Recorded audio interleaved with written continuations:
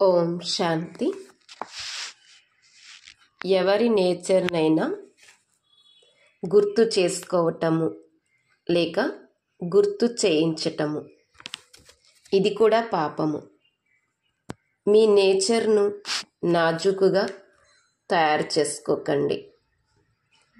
ఎవరి నేచర్నైనా గుర్తు చేసుకోవటము లేక గుర్తు చేయించటము ఇది కూడా పాపము. మీ నేచర్ను నాజూకుగా తయారు చేసుకోకండి.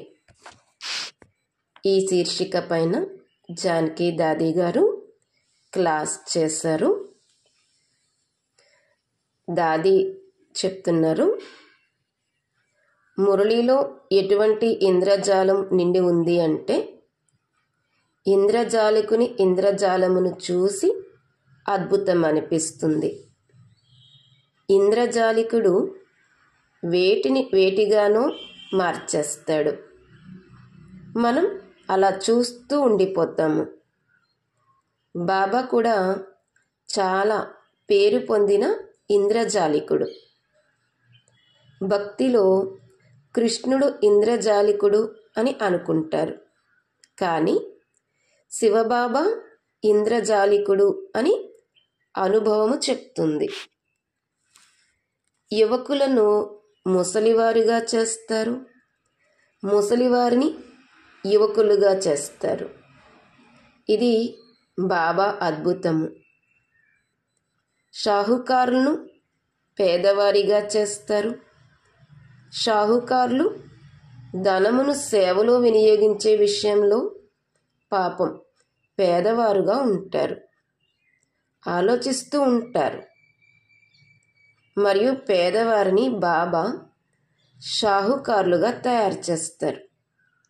బాబా, మీ సేవకు మేము ఏం చేయాలి అని వారు అడుగుతూ ఉంటారు.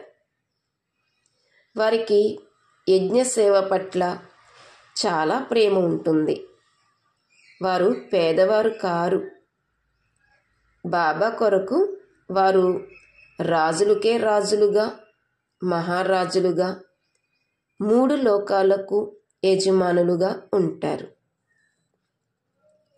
నేను కూడా 3 లోకాలకు అధిపతిని కాను. నా పిల్లలు 3 లోకాలకు యజమానులు అని బాబా అంటారు. ఇక్కడ ఉన్న సూక్ష్మవతనంలో ఉన్నా సరే బాబా ఇంత తేలికగా చేసేశారు. బాలకల నుండి యజమానులుగా అయి ఉండటంలో మజా ఉంది. అమాయకమైన పిల్లల నుండి చాలా సువాసన వస్తుంది. పువ్వుల్లా సుగంధభరితంగా ఉంటారు. అటువంటి బాలకులుగా ఏ కొంచెము అంశ మాత్రముగా కూడా వికారము లేని వారిగా ఉండాలి. వికారాలంటే ఏమిటో కూడా తెలియని వారిగా ఉండాలి. అటువంటి వారంటే చాలా ఇష్టం అనిపిస్తుంది. ఏ జాతి, దేశము, ధర్మము, భాషకు చెందిన వారైనా కానీ పువ్వులు ఇష్టంగా అనిపించవా? ఫలాలలో మామిడి పండు, పువ్వుల్లో గులాబీ పువ్వు. బాబా ఫలంలో కూడా ప్రత్యక్ష ఫలాన్ని ఇస్తారు. మనం ఎంత ప్యూర్గా అవుతామో అంతగాని పువ్వుల్లాగా అవుతాము. ఎంత సంతోషంగా ఉంటే అంత ఫలంగా అవుతాము. మరి బాబా ఎటువంటి ఇంద్రజాలికుడు అంటే ముళ్ళను పుష్పాలుగా తయారు చేస్తారు. సంతోషం లాంటి ఔషధం లేదు, చింత లాంటి చితి లేదు అని బాబా అంటారు. బాబా చెప్పే ఒక్కో మాట లక్షల విలువైనది. చేతితో త్రిప్పడానికి మాలను కూడా పైకి లేపాల్సి ఉంటుంది. మనమైతే కేవలం బాబా మాటను గుర్తు చేసుకోవాలి, అంతే. సంతోషం వచ్చేస్తుంది. ఏ మాట? నన్ను గుర్తు చెయ్యండి అనే మాట. సరే బాబా అని మనం అంటాం. పిల్లలు 63 జన్మలు వికర్మలను చేశారు. ఇప్పుడు నన్ను గుర్తు చేసినట్లయితే వినాశనం అయిపోతుంది. సరే బాబా, ఏది చెప్పినా అన్నింటికీ సరే బాబా అని అనాలి. ఎవరికైతే డిటాచ్ అవ్వటం తెలియదో అటువంటి వారు లవ్వింగ్గా ఎలా అవుతారు? ఎప్పటి వరకైతే అటాచ్మెంట్ ఉంటుందో అప్పటి వరకు సుఖంగా ఉండలేరు. ఇనుప గొలుసులు తెగిపోయాయి, కానీ బంగారు సంకెళ్ళు మంచిగా అనిపిస్తాయి. బాబాకు కన్యలంటే ఎంత ఇష్టము. కన్యలు బాబా పేరును ప్రసిద్ధం చేయాలి, బాగా స్టడీ చేయాలి, మంచి గుణవంతులుగా అవ్వాలి. బాబాకు మంచిదనిపించిన దానినే చెయ్యాలి.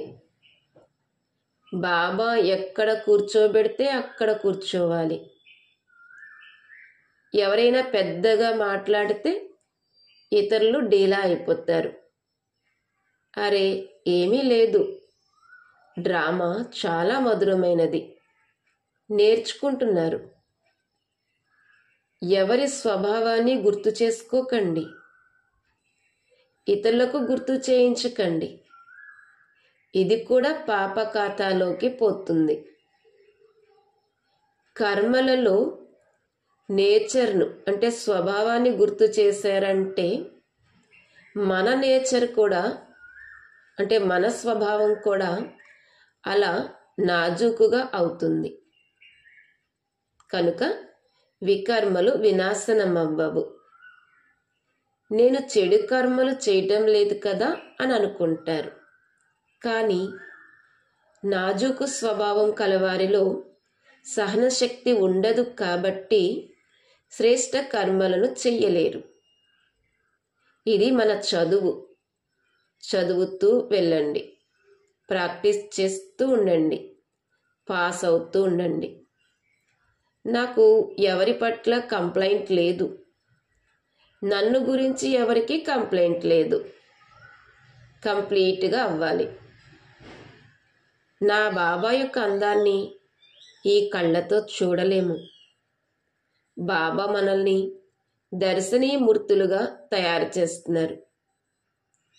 ఆర్టిస్టులు కూడా అటువంటి చిత్రాన్ని తయారు చేయలేరు. బాబా మనల్ని అలా తయారు చేస్తున్నారు. ముఖాన్ని రోగం వచ్చిన వాళ్ళుగా పెట్టుకోవటము అంటే అది తమో ప్రధానమైన అలవాటు. ఆ అలవాటును వదలండి. సతో ప్రధానంగా అవ్వాలి అనే లగ్నం ఏదైతే ఉందో ఆ అగ్ని ఉన్నదే కాలటానికి, మరణించేందుకు. దీపపు పురుగులు ఉన్నదే దగ్ధమయ్యేందుకు. సతో ప్రధానంగా అవ్వాలనే లగ్నం ఏదైతే ఉందో ఆ అగ్ని ఉన్నదే కాలటానికి, మరణించేందుకు. దీపపు పురుగులు ఉన్నదే దగ్ధమయ్యేందుకు. అందులో కాలిపోయేదేంటి? బాబాను చూడడంతోనే బలిహారమైపోవాలి. అలా మరణించే వారి కోసమే కదా ఈ సభ. ఎప్పుడూ ఏ విషయము ముఖంపై కనిపించకూడదు. దీనిపై అటెన్షన్ పెట్టుకున్నట్లయితే బ్యూటిఫుల్గా అయిపోతారు. అచ్చా, ఓం శాంతి.